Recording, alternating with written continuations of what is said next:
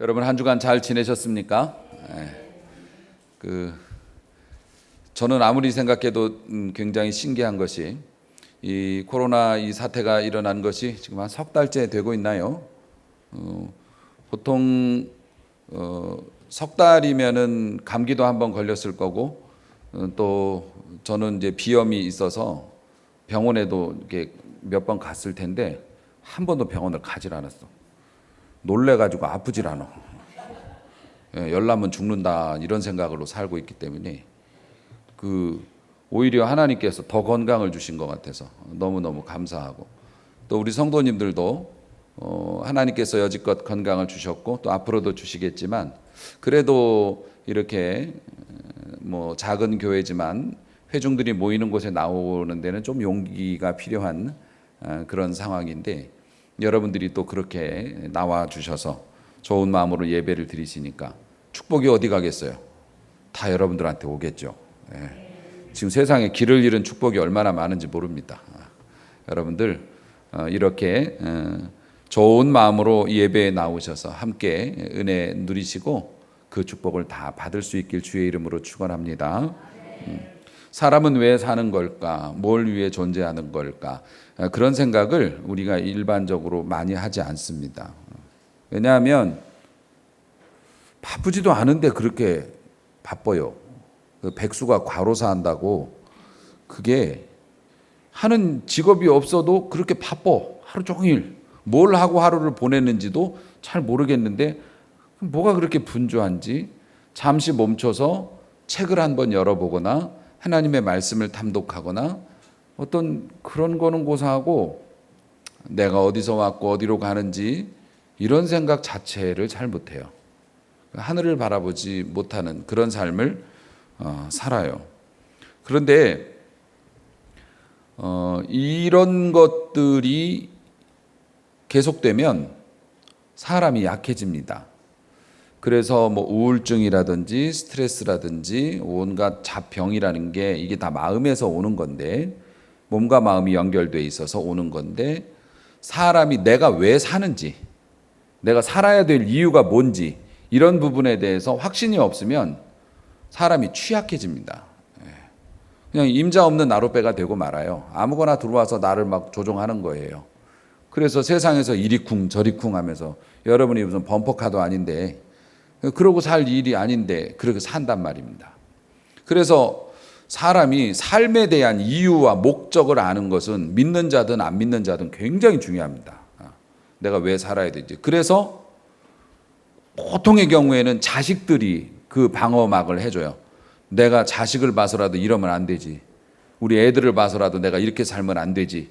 이렇게 해가지고서 회복하는 경우도 있지만은 사실 자식만큼 유한한 게 없어요. 금방 변하고 우리가 기댈 존재도 아니고 믿고 의지할 존재도 아니잖아요. 그렇기 때문에 진짜 내가 왜 사는지에 대해서 이걸 가지고 있어야 견고하고 행복한 삶을, 환경에 구애받지 않는 삶을 살 수가 있는데, 성경에서는 사람이 존재하는 진짜 목적을 뭐라고 하느냐? 장로교뿐만 아니라 우리 개신교 교리의 기반을 이루고 있는 여러 고백들 중에서 웨스터민스터 그 소요리 문답이 있어요. 소요리 문답에는 그러니까 신자가 어떤 삶을 살아야 되는지, 또 하나님은 누구이신지에 대한 고백이 이제 문답서에 들어 있는데 1조 1항 제일 먼저 이런 질문이 나와요. 사람의 제일 되는 목적이 무엇이뇨? 이렇게 물어봅니다. 사람의 제일 되는 목적, 사람은 왜 사는 거고 너가 살아야 될 이유가 뭐냐, 왜 삶의 이유가 뭐냐, 사람의 존재 목적이 뭐냐, 그렇게 물어봅니다. 그 대답이 뭐라고 되어 있느냐 하면은 사람의 제일 되는 목적은 하나님을 영화롭게 하는 것과 영원토록 그를 즐거워하는 것이다. 이렇게 답이 되어 있어요. 다시 말해서 우리는 왜 먹고 살고, 우리는 왜 이 땅에 태어났고, 왜 우리는 돈을 벌게 됐고, 우리는 공부를 하고, 그 목적이, 마지막 목적이 뭐 때문에 그렇게 살아가야 하느냐? 하나님의 영광을 위해서다. 하나님께 영광을 돌리기 위해서 우리는 살아간다. 아멘. 아멘. 근데 사실 그렇게 생각하고 사시는 분들이 크게 많지는 않아요. 그냥 오늘 하루 닥치는 일에 그냥 그거에 매달려 갖고 해결하면서 하루하루를 보내다 보면 한 달 지나고 뭐 1년 지나고 이렇게 살죠. 하나님의 영광을 위해서 사는 게 우리가 모르고 있었어도 그게 우리의 원래 존재의 이유라는 겁니다. 우리가 살아 숨쉬는 이유. 여러분, 하나님께 영광 돌립니다라는 말을 우리 참 많이 씁니다. 그 축구 선수가 골을 집어넣고서 막 사람들이 미쳐서 막 발광하는데 혼자 기도하는 모습이 있어요. 그런 모습도 보면은 이게 뭡니까? 하나님이 넣게 해줬으니까 하나님께 먼저 감사하겠다. 얼마나 귀한 모습이에요. 큰 그 믿음의 이제 결단이죠. 뭐 그런 것도 있고 어느 날 갑자기 뭐 예물을 바친다든가 보면은 집에 좋은 일이 생겼고 뜻하지 않게 또 혹은 정말 기대할 수 없었는데 좋은 결과가 나와서 하나님께 감사합니다 하면서 영광 돌립니다. 또 우리 요즘엔 간증하는 사람들도 많이 없는데 옛날에는 교회마다 이렇게 다니시면서 간증하시는 분들도 많았는데 그분들 얘기 들어보면 뭐 땅을 샀는데 뭐 또 무슨 뭐 아파트가 안 되는 거였는데 뭐 그냥 기도하고 막 새벽마다 나가서 매달렸더니 그냥 떡하니 돼가지고 그냥 여러분들도 기도 며칠만 해보라고 뭐 이러면서 굉장히 좋은 얘기죠. 그렇게 하면서 뭐 아파트가 안 될 게 됐다, 뭐 간당간당 했는데 잘 됐다, 뜻하지 않게 사업이 번창했다 해서 하나님 앞에 영광 돌립니다 하는 얘기 많이 들어요. 그런데 그런 얘기를 이렇게 들을 때마다 이게 잘 됐다, 뭐가 잘 되고 뭐 형통해 갖고 영광 돌린다 이런 얘기 들을 때마다 사실 저는 어려서부터 그랬어요. 신앙생활 어려서부터 하면서도 나는 영광을 못 돌리겠다. 왜냐하면 나는 그렇게 잘 된 것도 없고 남한테 자랑할 만한 업적도 없고 뭐 그렇겠다. 우리 교회는 뭐 이렇게 남한테 내놓을 만큼 자랑거리도 없고 뭐 대형 교회도 아니고 교회도 그렇고 나 자신도 영광 돌릴 게 없겠다. 저는 어린 마음에도 그런 생각했어요. 그런 간증 들으면은 나는 뭐 이렇게 잘난 사람이 아니라서 영광 돌릴 게 없겠네. 이런 생각을 했어요. 정말 그런 것인가? 우리가 가난하면, 우리가 병들면, 남이 겪지 않는 어려운 일 겪으면 우리 영광 못 돌리는 건가? 하나님은 영광 안 받으시고 그냥 남들 영광 돌린다고 하는 거 들으면서 좋겠다. 씁쓸하게 미소 지으면서 나는 아닐세. 이러고 사는 게 맞는 건가? 저는 성질이 급해서 답을 먼저 말씀드려요. 아니죠. 하나님은 아픈 사람에게서도 영광을 받으시고 작은 교회에서도 영광을 받으시고 어디 5만 가지 이 코로나 이런 사태 속에서도 하나님은 영광 받으실 수 있음을 믿으시기 바랍니다. 우리가 충분히 영광 돌릴 수 있어요. 역사가 그것을 증명했어요. 하나님을 진실로 섬기고 따랐던 하나님의 사람들과 교회는 2000년 역사만 봐도 예수 그리스도를 중심으로 모였던 2000년의 역사를 보아도 찬란한 영광과 사람들에게 막 높임과 존귀를 받았던 시절보다는 짐승에게 물려 죽고 붙잡혀 죽고 굶어 죽고 병들어 죽고 예수를 믿는다는 이유만으로 핍박을 받고 지금도 세상에 그런 사람들 많아요. 수없이 많은 하나님을 믿고 따르던 사람들이 세상적인 영광과 부귀 영화보다는 2000년의 교회의 역사 속에서 핍박과 환난과 곤고함과 그 속에 살아왔던 세월이 압도적으로 많아요. 그런데도 하나님은 그 속에서 영광을 받으시고 하나님의 살아계심과 역사를 드러내셨고요.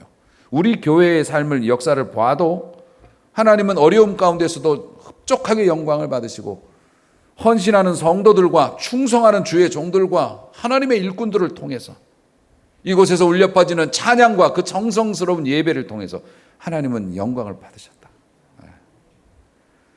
우리가 상현동에 있을 때 교회에서 여러 가지 행사들을 많이 했어요. 막 청년들, 학생들 큰 행사들 막 하고 그럴 때 그때 신기했던 것이 교회가 경내가 좀 넓었는데 그 사택 자리가 그 본당 뒤에 있었는데 거기에 제가 그것을 인수했을 때는 다른 교회 목사님이 살고 계셨어요. 그 교회는 우리 교회인데 거기 다른 교회 목사님이 살고 있어서 세를 들어서 이제 세를 주셨었죠. 그러니까 이제 교회에서 큰 행사를 하니까 그 목사님 사모님이 이제 그 행사 같이 뒤에서 이렇게 보고 은혜 받으시고 그런데 그 사모님이 그런 말씀을 하셔요. 목사님, 저 교회, 우리 교회 천장이 굉장히 높았거든요. 천장에 예수님의 웃는 모습이 보이는 것 같아요. 그래서 뭔 소리 하고 있어 지금? 저는 그런 신비주의 별로 이렇게 썩 좋게는 안 여기는데 기분은 좋더만. 네. 그 말이 그렇게 잊혀지질 않아요. 우리 젊은이들이 막 하나님 앞에 영광 돌리고 우리 성도들이 함께 즐거워하면서 막 오직 여기서 주인공은 우리 예수님 하나님밖에 안 계신 거예요. 막 그런 집회를 막 하니까 예수님이 웃으시는 것 같다고 그 말씀해 주시는 게 머리에 남더라고요. 하나님은 충분히 영광을 받으셨어요. 그러므로 나도 영광 돌릴 수 있을까? 당연히 있죠. 당연히 있죠. 그런데 이제 그 영광이 뭐냐가 문제입니다. 우리가 하나님께 영광 돌린다고 할 때 그 영광의 개념을 우리가 잘 이해해야 우리가 영광을 돌릴 수가 있는 거예요.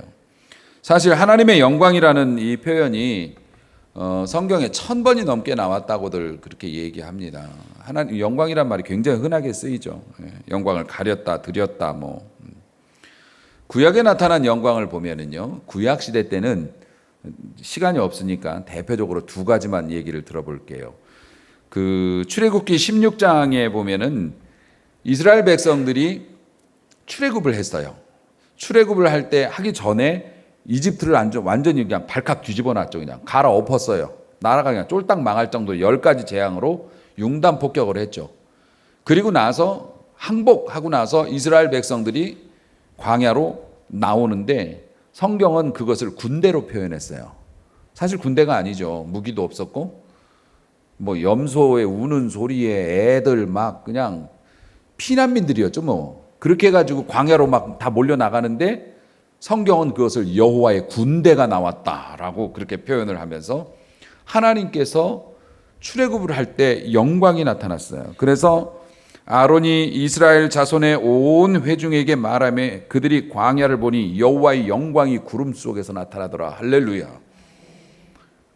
하나님께서 막 역사를 일으키시고 기적을 일으키셔가지고서 이스라엘 백성들이 출애굽이라고 하는 결과를 딱 내니까 광야에서 구름 속에서 여호와의 영광이 나타나는데 그게 이제 구름 기둥, 불 기둥이었던 겁니다.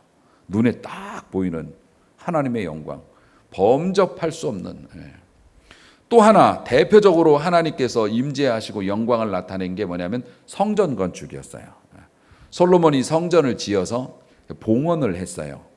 이제 성전을 사용하겠다고 그렇게 봉헌을 해서 이제 하나님께 바칩니다. 이 성전을. 그렇게 봉헌을 하는 봉헌 예식에서 그 열왕기상 8장 11절 보면 제가 아주 굉장히 좋아하는 말씀이 제사장이 그 구름으로 말미암아 능히 서서 섬기지 못하였으니 하나님 앞에 예배를 이제 제사를 드리려고 하는데 성전에서 구름이 여호와의 옷자락이 이렇게 펼쳐졌다고 하는데 성전 안에서 영광스러운 구름이 막 일어나니까 이 사람들이 듣도 보도 못한 하나님의 영광에 압도가 돼가지고 어떻게 됐겠어요? 납작 엎드렸어요. 능히 서서 섬길 수가 없어서 그냥 자동으로 무릎이 굽혀지는 거예요. 그 여호와의 나타나심에 압도되어요. 우리가 천국 가면 그 나라에서 살겠지만은 그 전에도 여러분이 몇 번이라도 이런 경험을 할 수 있길 주의 이름으로 축원합니다. 여호와께서 임재하시는 그 임재함을 내가 감지하고 무릎이 자동으로 굽혀지는 거예요. 겸손할 수밖에 없는 거예요. 꼬았던 다리가 펴지는 거예요. 네. 그런 역사가 나타난 겁니다. 언제 나타났다고요? 성전을 지어 하나님 앞에 바쳤을 때. 그래서 목사님들이 그렇게 교회 건물을 지으려고 그런다. 네. 하나님의 영광을 위해서라고. 하나님 영광 위해서라고 건물 크게 져야 된다고. 입을 넓게 열라고 그랬다고. 그래서 얼마나 많은 성도들이 시험에 들고 얼마나 많은 성도들이 힘들었나요? 성전을 크게 짓거나 넓게 짓거나 뭐 그런 대단한 역사를 일으키거나 이런 것들이 나쁜 것은 아니지만은 구약 시대 때는 출애굽 사건이나 성전 그 봉헌 이제 역사 이런 거를 보면 하나님께서 하나님을 알아주는 것에 대해서 고마워하셨어요. 백성들이 하나님에 관한 지식이 거의 전무할 때이고 지금처럼 정교한 교리 체계나 책도 없잖아요.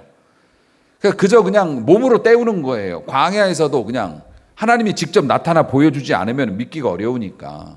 구약시대 때는 그랬어요. 그래서 그 하나님의 그 역사하심에 순종해서 따라가고, 사실 아브라함이 믿음으로 자식을 바치고 뭐 이사를 가고 이런 거 우리가 그거 흉내내기 어렵잖아요. 대단한 믿음이었죠. 교회도 없었고 하나님의 이름도 몰랐어요. 아무것도 없는 상태에서 하나님을 믿고 자신의 삶을 올인했다고요. 그것도 일궈놓은 삶을. 없던 자식을 바친 게 아니라 이미 생겨나서 한참 이쁠 때 자식을 바치는 것도 그렇고. 그러니까 하나님이 그런 것들 속에서 영광을 받으신다고 그랬어요. 성전을 건축할 때도 다윗이 성전 건축할 때 한다고 아이디어를 가졌을 때 하나님이 뭐라고 말씀하셨어요? 네가 그런 생각을 한 게 내가 신기하다 그러셨어요.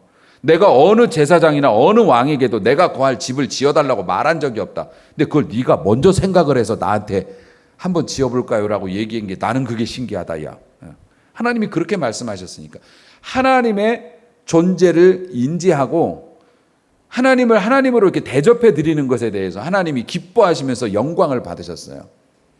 그러니까 큰 건물을 지어서 아니면 교회가 막 대박 커지든가 예수 믿는 사람이 큰 사업을 하는가 하는 것은 나쁜 건 아니죠. 좋은 거죠.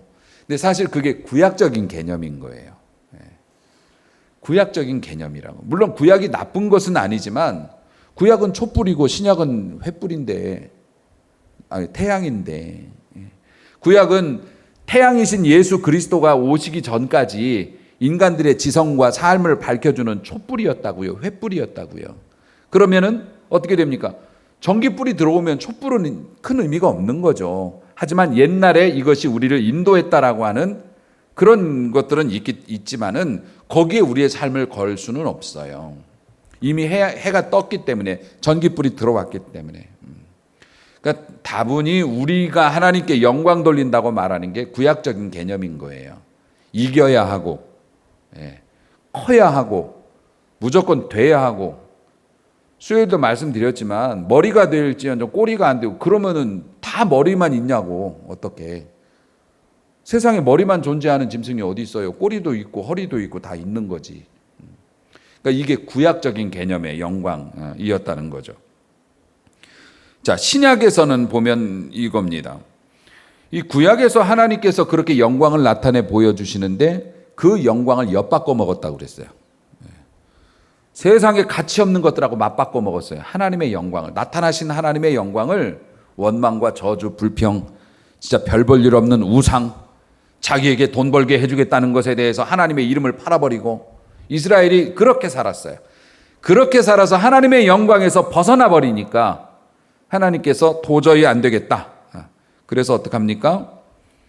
그 영광을 다시 회복할 계획을 세우시죠. 성경에서 여러 귀절이 나오지만 이사야 40장, 구약 성경이잖아요. 이사야가 구약에서 신약을 예언하고 있는 거죠. 예수 그리스도를. 이사야 40장에 보면 이렇게 나와요. 3절에 보면 외치는 자의 소리여 이르되 너희는 광야에서 여호와의 길을 예비하라. 소리 질러라. 여호와의 길을 예비하라.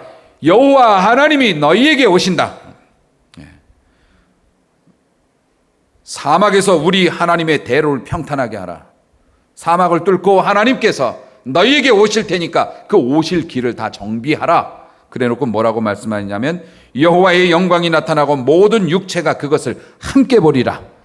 우리가 눈으로, 육체라는 건 우리의 육신인데 육신의 눈으로 볼 수 있는 하나님의 영광이 우리에게 온다. 그 길을 예비하라. 그 우리가 눈으로 보고 만질 수 있었던 영광이 누굽니까? 예수 그리스도.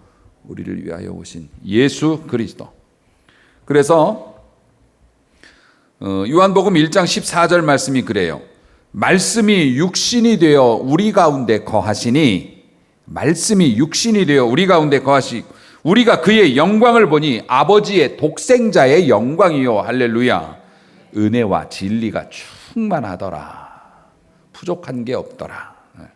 말씀이 육신이 되어 우리 가운데 살고 계셨어요. 그분이 예수 그리스도예요. 그래서 구약에는 하나님이 자기를 계시하시고 그 계시를 본 사람들이 하나님을 알아보고 성전도 짓고 믿음으로 막 나아가서 승리하고 이런 걸로 영광을 받으셨는데, 이제는 그 영광을 세상 것들과 맞바꿔 가지고 너무 하찮게 내버리게 되고, 하나님의 영광이 떠나면 우리가 인생의 목적을 잃은 사람이 스트레스 받고 막 그렇게 힘든 삶을 살듯이, 하나님과 떨어져 버린 이스라엘 백성이 아주 폭삭 망하니까 하나님의 영광을 회복하기 위해서 말씀이 육신이 되어 우리 가운데 거하셔서 그 독생자가 우리에게 영광을 보여주셔서, 오늘 본문의 말씀도 마찬가지입니다.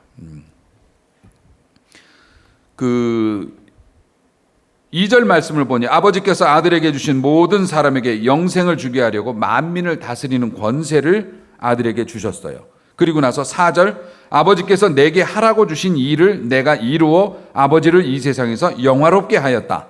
이렇게 말씀하고 있어요. 예수님께서 말씀이 육신이 되어 우리 가운데 오셔서 하나님께서 우리를 위해서 하라고 하신 십자가의 그 일이죠. 그 일을 감당하시게 하심으로 하나님의 영광이 다시 이 땅에 나타나게 됐다는 거예요. 그래서 우리는 십자가로 상징되어지는 예수님의 그 사랑, 그 충성과 헌신, 그것을 통해서 우리는 영광스러운 하나님과 다시 접속할 수 있게 되었다는 거죠. 그 이전에는 죄가 죄인지도 모르고 모든 사람이 죄를 범하여서 하나님의 영광에서 떠났어요. 그리고 인간의 힘으로는 도로 그 문을 열 능력이 없었어요. 소망이 없었다고요.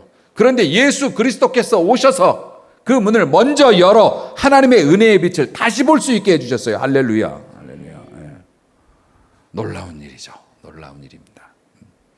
그래서 신약의 영광이 예수 그리스도를 통해서 이제 나타나는 거예요. 그러니까 지금 구약의 영광, 구약 방식의 영광은 이겨야 되고 머리가 돼야 되고 그렇잖아요. 커야 되고 이러지만, 지금 현재 우리는 신약의 시대를 살고 신약 시대의 그 방식은, 영광의 방식은 그런 건 너무 작은 부분이에요. 머리가 되고 꼬리가 되지 않는 것은 너무 작은 부분이고, 온통 뭡니까? 예수 그리스도와 관계가 되어져 있어요. 우리가 영광을 돌릴 수 있는 것은 믿으시기를 바랍니다. 그래서 교회가 시작된 게 이것 때문이에요. 예수님을 만났어요. 예수님을 알았어요. 예수님을 경험했어요. 예수의 죽으심과 부활하심을 보고 그 결과를 본 사람들이, 평범했던 사람들이 하나님의 영광을 봤어요. 예수 그리스도를 통해서 오랜 동안 구약 시절을 통해서 닫혀져 있었던, 인간의 죄로 덕지덕지 이렇게 발라져 있어서 굳어 있었던 문이 찢기면서 열렸어요. 열리면서 하나님의 영광의 빛이 쏟아져 들어왔어요. 십자가를 통해서. 그것을 보면서 사람들이 새 힘을 얻었어요. 이전에 알 수 없었던 새 힘을 받아서, 그 성령의 이제 충만하심과 강림하심이죠. 그것을 통해서 사람들이 모였어요. 지금 여러분들이 교회에 다니는 것처럼 그 사람들이 교회라는 이름으로 모였어요. 모여서 이해할 수 없는 행동들을 해요. 여러분들이 주일날 교회에 와서 봉사하고 헌신하는 거 보면 정말 고생들이 많으시죠. 우리 차량 운행하시는 우리 조집사님도, 저도 차량 운행을 좀 이렇게 주중에 이렇게 해보고 그러면은 진짜 힘들어요. 제가 해도 힘들다고. 근데 연세도 있으신데 그렇게 꿋꿋하게 아무 대가도 바라지 않고 표시도 안 내고 그림자처럼 그렇게 성도님들을 모시고 왔다 갔다 하세요. 꼭 목캔디라도 사주시기 바랍니다. 감사하다는 인사도 하셔야 되고요. 월급 받고 하는 거 아니에요. 주방에서 다들 봉사하시니까 아시죠? 여러분들 월급 받고 설거지 하는 거 아닙니다. 집에서는 설거지도 안 하던 남자들도 그날은 고무장갑 끼고 들어가서 우리 장로님들 그 많은 그릇 다 닦으면서, 교회에서 시장 바다가 이렇게 만들고 이러는 거, 많은 음식 만드는 거니까 굉장히 힘든 일이죠. 굉장히 힘든 일입니다. 그런 것들을 대가 없이 해요. 그리고도 모자라 가지고 때 되면은 하나님 앞에 헌금을 바쳐요. 뼈 빠지게 내가 일해 가지고 얻은 소득의 10분의 1을 떼 가지고 하나님의 제단에 바쳐요. 보답받지도 못하는데, 인정받지도 못하는데, 알아주지도 않는데 갖다 바쳐요. 왜 그래요? 우리가 예수 그리스도의 영광을 보고 그 영광이 우리를 변하게 했어요. 그래서 우리는 이게 대접받지 못해도 우리는 계속 섬기고 그렇게 주님을 따라가는 삶을 살아요. 사람들이 미쳤다고 그래요. 예수 믿는 사람들 보면서 요즘에 욕 엄청 먹죠. 예. 욕하라 그래요. 예, 그건 몰라서 그러는 거니까, 뭐 자기들도 힘들어서 그러는 거니까 그러려니 하는 거고. 우리는 근데 알고 있어요. 하나님의 영광, 그 나라에 우리가 들어갈 수 있는 것이 얼마나 감사한 일인지, 우리가 예수 그리스도의 십자가를 알아볼 수 있게 우리의 눈을 열어주신 하나님의 은혜가 얼마나 큰 것인지, 우리가 마지막 날 결국 남는 거는 하나님과 나와의 관계밖에 없는데, 그렇지 않습니까? 이게 얼마나 감사한지.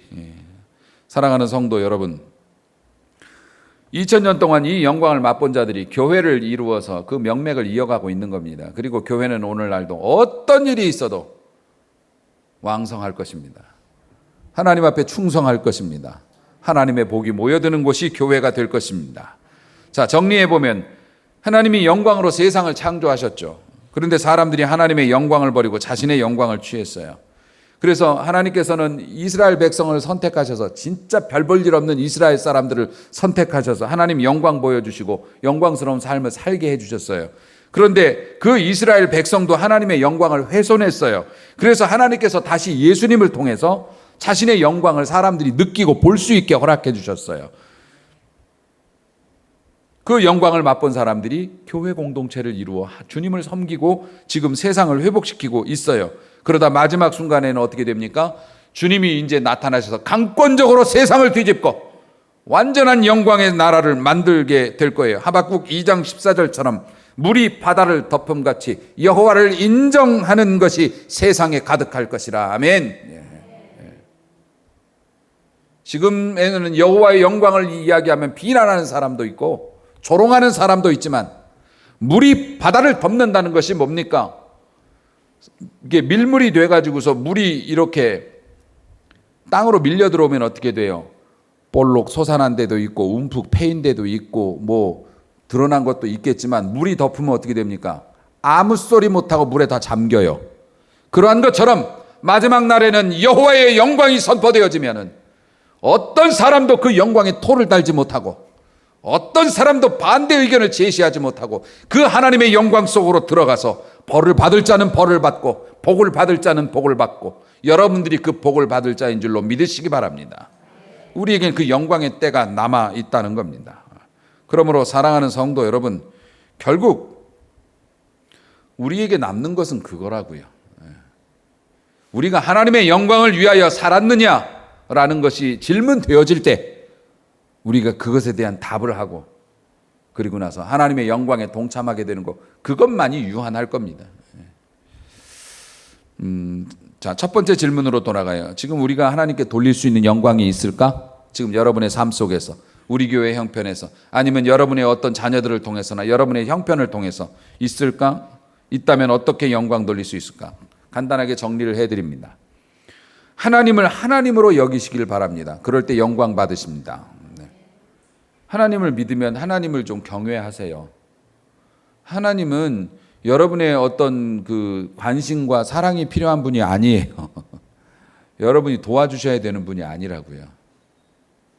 하나님은 찬란한 떠오르는 태양과 허공 중에 떠 있는 별들을 통해서, 그들의 합창을 통해서 영광을 받으시고, 우리들이 내는 11조나 감사헌금에 연연하지 않으시는 분이세요. 하나님을 하나님으로 섬기세요. 하나님이 모든 것의 주관자 되시고 우리의 영혼을 책임지시고 영원한 그의 나라에 가서 우리가 지금 거기 가서 살아야 되는데, 하나님을 존중하시기를 주의 이름으로 축원합니다. 본인이 하나님을 진짜 존경하고 두려워한다면 어떻게 해야 할지는 본인들의 뭐 삶의 방식대로 하시면 되는 겁니다. 할 수 있는 대로 하나님을 존중하세요. 시편 29편 2절은 그 이름에 어울리는 영광을 주님께 돌리라고 말합니다. 하나님을 하나님답게 섬기시기를 주의 이름으로 축원합니다. 그럴 때 하나님은 영광을 받으세요. 한 번의 예배를 위해서 우리 권사님 막 2시간씩 차 타고 대중교통으로 오시고, 우리 장로님도 1시간 이상 차 몰고 오십니다. 하나님께서는 이 예배에서 앉아 계시는 것을 통해서도 영광을 받으시지만 오고 가는 발걸음을 통해서도 영광 받으십니다. 우리 하나님 바로 섬겨보겠다고, 우리 하나님 앞에 충성할 곳이 여기라고 생각해서 그 시간을 들여서 저 의정부에서도 오시고 공주에서도 오시고 그렇게 하나님 앞에 나와서 예배를 드리느라고 오고 가는 발걸음이 그것이 하나님 존중하는 거잖아요. 하나님이니까 그러지. 사랑하는 성도 여러분, 하나님을 그렇게 존중하는 방법이 예배를 통해서만 있는 것도 아닙니다. 아름다운 자연을 보면 하나님께 감사하십시오. 하나님이 지으신 겁니다. 어린아이들의 예쁜 행동들이나 그런 것들을 봐도 하나님이 어떻게 이렇게 지으셨을까? 여러분의 입술에서 그러한 하나님을 향한 고백이 더 많아지길 주의 이름으로 축원합니다. 이쁜 걸 봤으면 주신 하나님께 감사하는 게 당연한 거죠. 그렇게 하나님께 영광을 돌립니다. 하나님을 하나님으로 알아볼 때. 또 하나, 예수님이 하나님으로 고백될 때 영광을 받으셨어요. 예수님이 오셔서 제일 스트레스가 뭐였냐면 내가 하나님이라고 좀 알아달라고 여러 차례 말씀하셨는데 너는 뭐냐? 생긴 게 거지같이 생겼다. 너는 그렇게 남루한 옷을 입고 네 제자들도 하나같이 거지같이 생겼다. 네가 어떻게 하나님이 될 수 있냐? 그런 몰골을 가지고 내가 하나님이라고 내가 너희를 위해서 가장 낮은 데부터 올리다 보니까 이렇게 됐다고 그렇게 얘기하시지만 사람들은 그렇게 안 봤어요.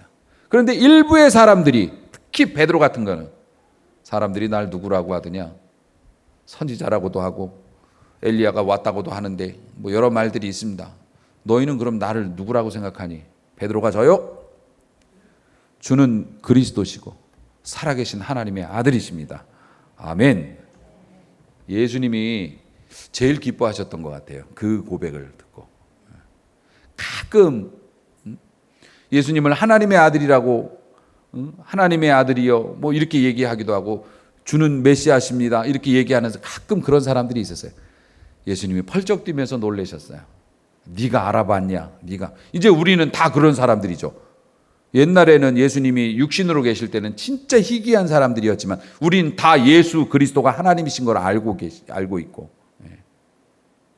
우린 그렇게 믿는 사람들이 모여 있으니까 이 모임이 얼마나 귀한 겁니까?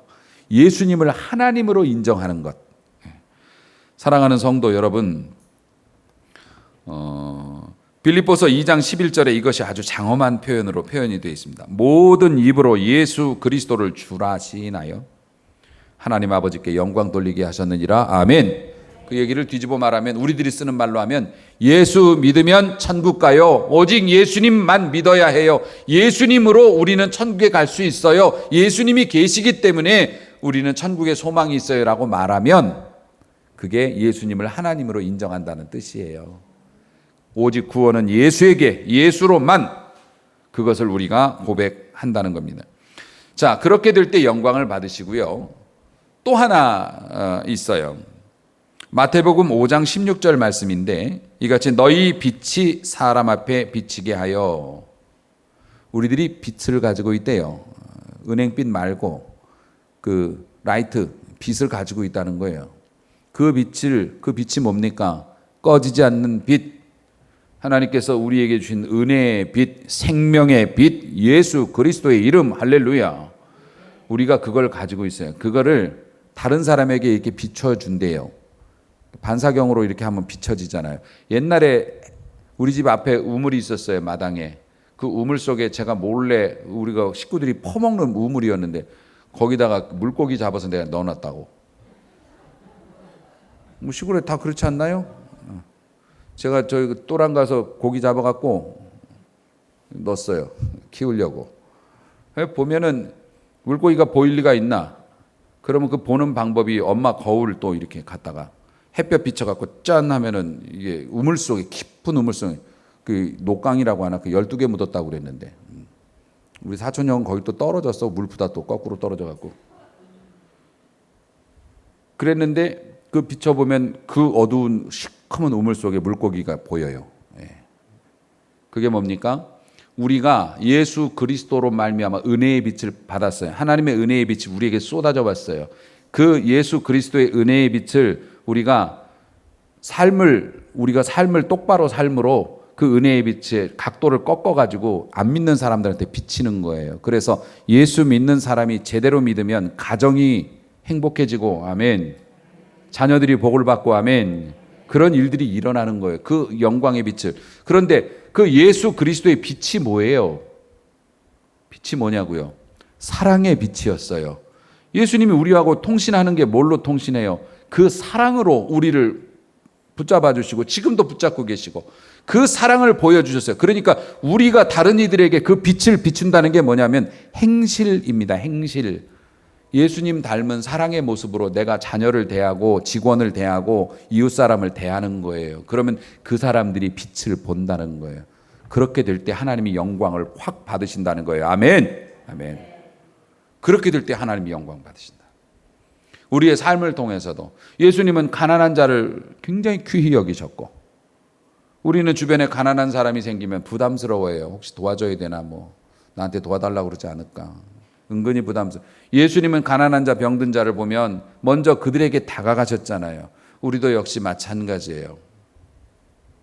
우리들의 삶 속에서 그렇게 살고 계시겠지만 어렵고 힘들고 그런 사람이 있으면 다가가서 위로하고 사랑으로 이렇게 만져주고 이렇게 하는 거예요. 그러면은 그게 뭡니까? 영광의 빛, 너희의 빛을 사람들에게 비추어서 하나님께 영광 돌리게 하라고. 우리가 받은 사랑대로 이웃에게 사랑을 베풀어요. 그렇게 함으로 영광을 돌려요. 그러므로 사랑하는 성도 여러분, 그 빛이 막 엄청난 빛일 필요가 없다고요. 그럴 수도 없고, 우리 교회가 하는 사역이 군선교 사역이나 이런 거 조그만 거 해요. 하지만 뭡니까? 그것이 필요한 사람들이 있다고요. 그것을 통해서 하나님께로 돌아와야 할 사람들이 있다고요. 우리가 1000명, 10,000명 아니에요. 1명, 2명이라도 하나님 앞에 우리 때문에, 우리의 헌신과 충성, 우리의 사랑과 관심 때문에 주를 알게 되고 하나님의 따뜻한 사랑이 이런 거구나라고 맛보는 사람이 있다면 우린 존재 이유가 있는 거죠. 말씀드렸죠? 인생의 목적이 확실한 사람은 세상의 것들에 흔들리지 않는다고. 지나가 버릴 뿐이지 그게 남아서 우리에게 뿌리를 내리진 않는다고요. 우리가 하나님의 영광을 나타내면서 예수 그리스도를 닮은 사랑으로 이웃을 섬기며 살아가면 우리가 존재 목적대로 살아가는 거잖아요. 모든 물건은 제자리에 있을 때 대접받고 쓸모가 있는 겁니다. 아무리 대단하고 그런 부속품이라고 해도 지자리에 안 붙어 있으면 그냥 고철이에요. 우리가 아무리 연약해 보이고 별 볼 일 없어 보여도 우리가 제 자리에 딱 머물러 있고 하나님의 영광을 위해서 우리가 쓰임받아야 할 그 자리, 우리가 해야 할 일들, 그 속에 딱 있으면은요, 우리 하나 때문에 세상을 결박하던 끈이 끊어지고 우리 한 사람, 우리 연약한 한 사람의 기도로 말미암아서 예수를 믿지 않던 사람들이 예수님의 앞으로 돌아오는 역사가 일어나게 될 줄로 믿습니다. 이게 하나님께 영광 돌리는 방법이에요. 구약시대처럼 엄청난 성전을 짓거나 대규모의 은사 체험하고, 아니요. 그것도 영광을 받으시지만 더 크게 영광 돌리는 건 예수 그리스도를 인정하고 예수 그리스도의 삶의 방식을 우리도 살아서 다른 사람에게 보여주는 거예요. 그러니까 병든 사람도 영광 돌릴 수 있어요. 가난하고 빚진 사람도 영광 돌릴 수 있어요. 이런 코로나 시대에도 영광 돌릴 수 있습니다. 아멘. 아멘. 사랑하는 성도 여러분, 왜 초대교인들을 비롯해서 왜 그렇게 하나님의 영광에 집착을 했을까? 마지막 남는 것은 그거기 때문에 그래요. 우리가 죽어서 하나님의 나라에 갔을 때 우리가 하나님께 영광 돌렸던 그것만 들고 가는 거예요. 여기 있는 건 아무것도 못 가져가죠. 사랑하는 성도 여러분, 우리가 세상적으로 원하는 바를 이루었을 때 하나님의 덕분입니다라는 정도로 영광 돌리는 이제 그런 삶에서 벗어날 수 있기를 바랍니다. 아무도 알아주지 않는다고 해도 하나님을 하나님으로 알고 섬기고 예수님이 하나님이신 것을 고백하고 우리의 작은 섬김을 통해서 누군가를 위로할 수 있다면, 우리가 주님을 위해서 고난을 받고 그 고난을 피하지 않고 삼키면서 그렇게 살아가고 있다면 하나님은 우리가 말씀드리지 않아도 영광을 찾아받으시는 줄로 믿으시기 바라고, 우리가 하나님 앞에 영광 돌릴 수 있을 때, 돌리고 있을 때 그때가 우리가 가장 강함이라. 가장 약해 보이지만 가장 강함이라. 모두가 진정으로 하나님께 영광 돌리는 삶을 살고 하나님의 자녀의 권세, 그 축복을 다 회복하고 누릴 수 있기를 주님의 이름으로 축원합니다. 기도하시겠습니다.